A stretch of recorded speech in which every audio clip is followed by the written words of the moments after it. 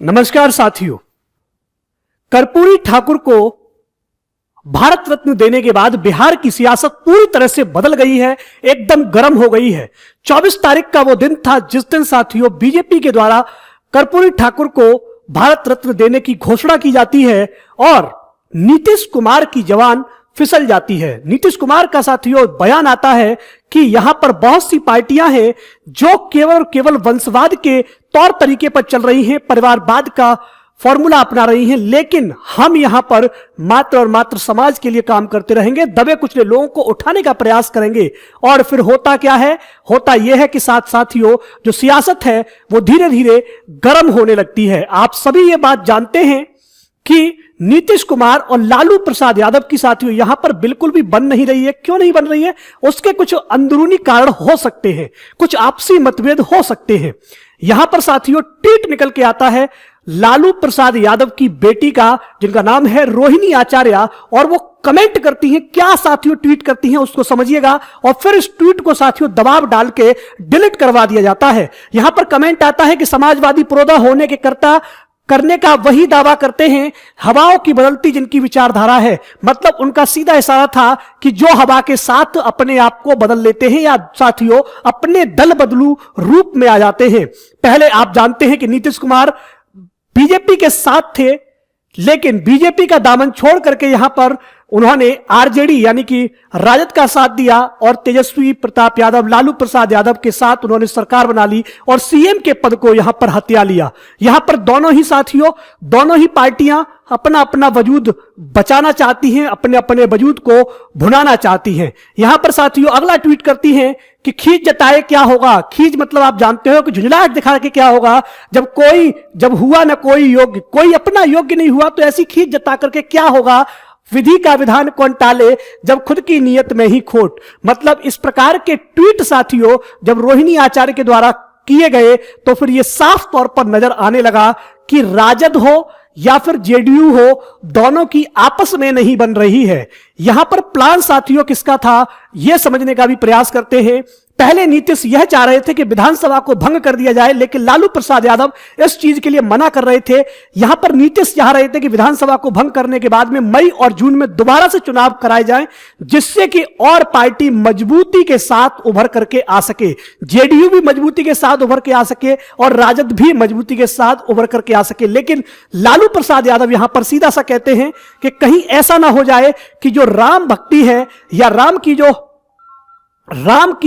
जो यहां पर आग लगी हुई है, राम की भक्ति में कहीं बिहार भी बह न जाए।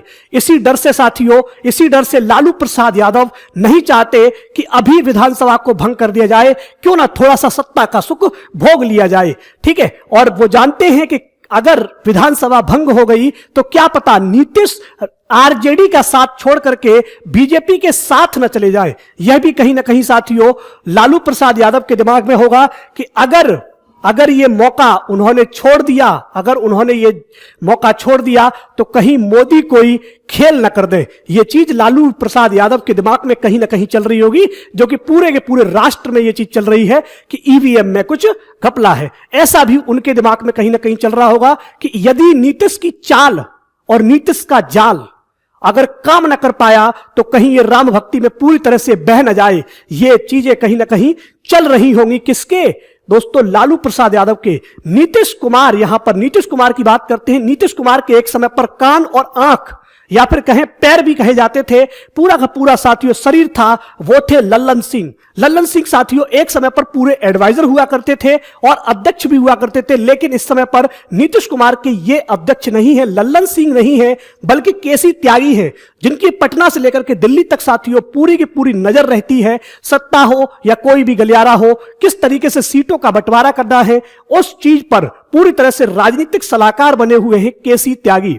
ठीक है, तो केसी त्यागी यहां पर साथियों हाल ही में एक बयान देते हैं कि इंडिया अलायंस नहीं टूटेगा। ये कल का ट्वीट है उनका। कल जब पत्रकारों के द्वारा उनसे वार्ता की गई, जब वो पटना से दिल्ली पहुंचे थे, तब उन्होंने सीधा कहा कि अभी इंडिया अलायंस टूटने की कोई भी संभावना नजर नहीं आ रही है। लेकिन इस तरीके से जब आपसी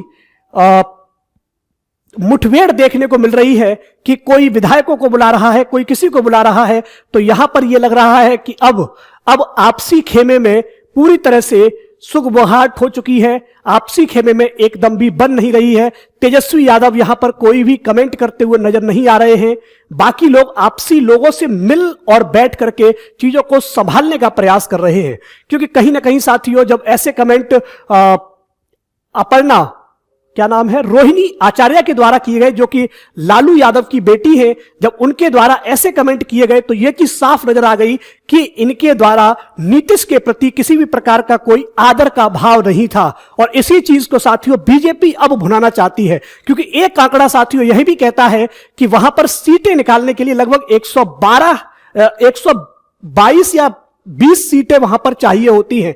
जबकि यहां पर बात कर लेते हैं किसकी, आरजेडी की, तो आरजेडी के पास 79 सीटें हैं, बीजेपी के पास 78 सीटें हैं, और 79 मतलब 79 सीटें हैं, इधर 78 सीटें हैं, और जेडीयू के पास 42 सीटें हैं। तो नीतीश कह रहे हैं कि क्या मेरा वजूद कम हो गया है या मेरी खुद की कोई भी गरिमा नहीं है। ये चीजें कहीं ना कहीं साथियों नीतीश को परेशान कर रही होंगी, नीतीश को यहां पर बता रही होंगी। क्या साथियों नीतीश एक आखिरी पत्ता साबित होंगे लोकसभा 2024 के लिए? यहां पर साथियों अगर हम बात करते हैं केसी त्यागी के उस कमेंट की कि इंडिया अलायंस अभी टूटने वाला नहीं है, अगर यह साथियों टूटने वाला नहीं है तो आपसी किसी भी प्रकार का जो मतभेद हो रहे हैं साथियों, ममता बनर्जी का आपने कमेंट देख ही लिया होगा कि ममता बनर्जी कहती हैं कि हम सीट शेयरिंग नहीं करेंगे। यहां पर साथियों भगवंत मान हो, अरविंद केजरीवाल हो, यह भी साथियों सीटिंग फॉर्मूले पर अभी किसी भी प्रकार का बयान नहीं दे रहे हैं। इसी प्रकार से अगर बात कर लेते हैं लालू प्रसाद यादव, नीतीश कुमार और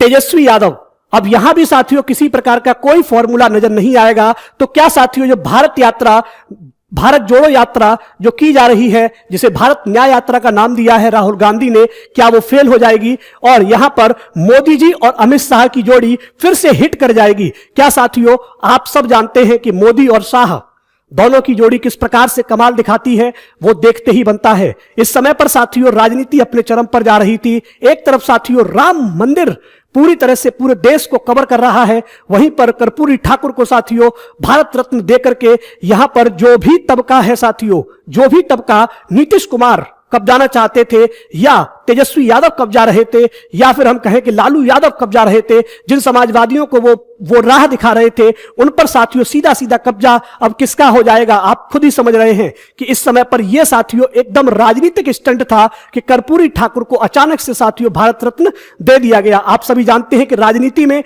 कब क्या हो जाए, हो सकता है कि लालू यादव साथियों, यह मैं नहीं श्योर हूं, लेकिन हो सकता है कि लालू यादव बीजेपी का दामन थाम ले या नीतीश कुमार साथियों बीजेपी का दामन थाम ले। किसी न किसी प्रकार से सत्ता तो बनानी पड़ेगी। अगर ये सत्ता नहीं बनाते हैं और विधानसभा भंग हो जाती है तो फिर वहां पर कभी भी साथियों राष्ट्रपति शासन भी लग सकता है। राष्ट्रपति शासन के बारे में मैं आपको अभी इसी वीडियो में अंत में बताऊंगा, पहले इसी पर चर्चा कर लेते हैं।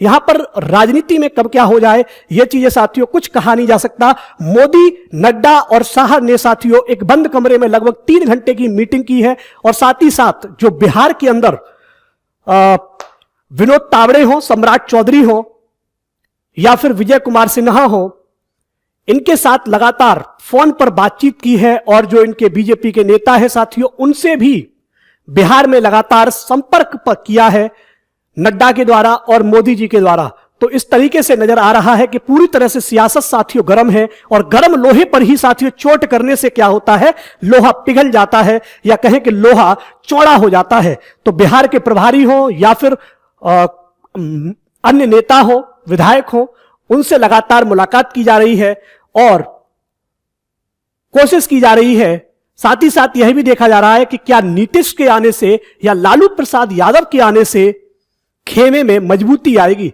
यह चीज कौन देख रहा होगा, आप इशारा मेरा समझ रहे होंगे। इस चीज को साथियों पूरा नाप तोलने का प्रयास यहां पर मोदी जी के द्वारा किया जा रहा है, शाह के द्वारा किया जा रहा है, क्योंकि दोनों ही मजे हुए खिलाड़ी हैं। अगर हम बात करते हैं लोकसभा 2024 की, तो क्या नीतीश कुमार आखिरी पत्ता साबित होंगे या आखिरी इक्का साबित होंगे बीजेपी के लिए, या फिर लालू प्रसाद यादव यहां पर आखिरी इक्का साबित होने वाले हैं? यह कोई समझ नहीं पा रहा है कि नीतीश आखिर चाहते क्या है। समझना यह जरूरी है कि यह पत्ता इंडिया अलायंस के झोली में गिरेगा या बीजेपी के साथ जाएगा। क्या राम लहर के बाद भी मोदी जी को नीतीश कुमार की जरूरत लग रही है? अगर जरूरत लग रही है तो फिर हो सकता है कि उनके साथ कुछ पैक्ट या कुछ कोशिश की जाए उनके साथ बैठ करके मामले को सुलझाने की, क्योंकि पहले साथियों कहा जा रहा था कि मोदी जी कि नीतीश कुमार सुशासन के बाबू हैं। जब वो लालू यादव के साथ गए तो फिर कहा गया कि वहां पर जंगल राज हो रहा है, सारी चीजें हैं। कहीं ना कहीं साथियों डर तो मोदी को भी है, डर तो शाह को भी है कि लोकसभा 2024 में कहीं कोई उलटफेर ना हो जाए, क्योंकि साथियों महाराष्ट्र और बिहार ये दो स्टेट हैं जिनको पिछले कुछ समय में साथियों बीजेपी सरकार ने गंवाया है। उधर उद्धव ठाकरे 48 सीटों पर कब्जा किए हुए हैं, इधर बिहार के अंदर लगभग 40 सीटें, दोनों को मिला दे तो 88 सीटों पर यहां पर कब्जा दिखाई दे रहा है, जिन पर किसी भी प्रकार से मोदी जी की पहुंच नहीं बन पा रही है। तो गड़गड़ाहट तो मोदी के अंदर भी है कि कहीं 2024 का जो चुनाव है, लोकसभा का चुनाव है, कहीं उसमें कुछ उथल पुथल ना हो जाए। स्कोर बोर्ड पर 272 का आंकड़ा अगर नहीं छुएगा तो फिर साथियों वहां पर नीतीश का जो पलड़ा है वो भारी पड़ जाएगा। नीतीश साथियों यहां पर पूरी तरह से कॉन्फिडेंस में इसलिए नजर आ रहे हैं क्योंकि उन्हें लग रहा है कि उनके द्वारा चलाई गई योजनाएं जो कि गरीबों के लिए हैं, गरीबों के हक के लिए हैं, गरीबों को उन्होंने साथियों 2 लाख रुपए हर गरीब के लिए, जो गरीब है मतलब जो पॉवर्टी बिलो पॉवर्टी लाइन है उसको उन्होंने 2 लाख रुपए देने की बात की है। लगातार नौकरियों का अंबार लगा दिया है। तो कहीं ना कहीं नीतीश कुमार भी यहां पर ओवर कॉन्फिडेंस लग रहे हैं। हो सकता है कि 440 वोट का झटका नीतीश कुमार दे दें या नीतीश कुमार को लालू प्रसाद यादव दे दें या बीजेपी किसी भी प्रकार से झटका दे सकती है।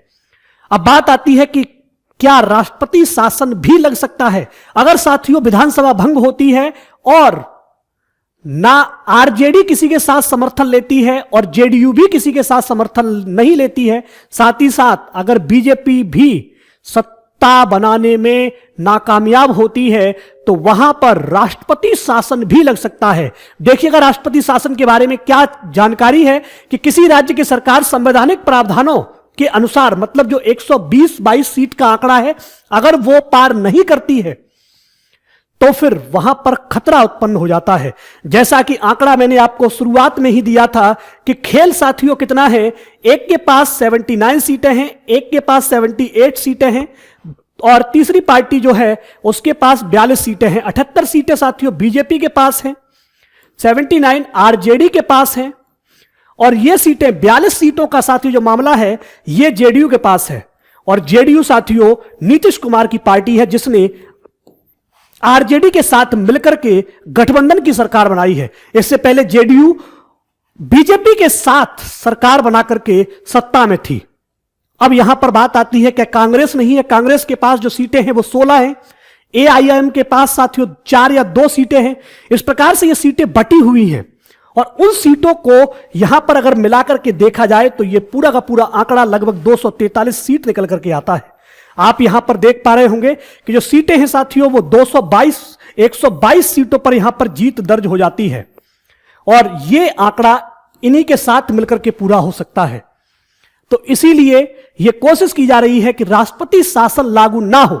अगर इनमें से कोई भी पार्टी गठबंधन की सरकार बनाने में नाकामयाब रहती है तो फिर वहां पर राष्ट्रपति शासन लागू हो जाएगा और पूरी की पूरी सत्ता साथियों केंद्र के हाथों चली जाएगी, केंद्र के द्वारा वहां पर शासन किया जाएगा। और फिर जानते हो आप कि वो जो जोड़ी है वो इस राज्य में किसी और को दखल नहीं देने देगी और वहां पर फिर साथियों लालू प्रसाद यादव हो या नीतीश कुमार हो, इनका पत्ता साफ हो जाएगा। नीतीश कुमार की यहां पर जो राजनीति है वो पूरी तरह से खत्म होती हुई नजर आ जाएगी।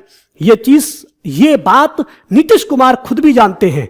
बीजेपी के साथ अगर वो जाते हैं तो उनकी जो क्रेडिबिलिटी है वो पूरी तरह से समाप्त हो जाएगी। और अब बीजेपी यानी कि अमित शाह हो, मोदी हो या नड्डा हो, ये अपना मुख्यमंत्री चुन करके लाएंगे। ये बात उन्होंने पहले ही साफ कर दी है। ये कहा गया है, विशेष जो वरिष्ठ नेता है साथियों भाजपा के, उनके द्वारा सीधा सा एक तंज कसा गया है कि अगर नीतीश कुमार भाजपा के साथ जाते हैं तो भी हम अपना मुख्यमंत्री लेकर के आएंगे। ठीक है, तो आज का वीडियो इसी बात पर था कि वहां की जो गर्माहट है वो लोकसभा 2024 को पूरी तरह से बदल करके रखने वाली है। ये सभी को नजर आ जाएगा कि इंडिया अलायंस पूरी तरह से बर्बाद हो चुका है, इंडिया अलायंस पूरी तरह से तबाह हो चुका है।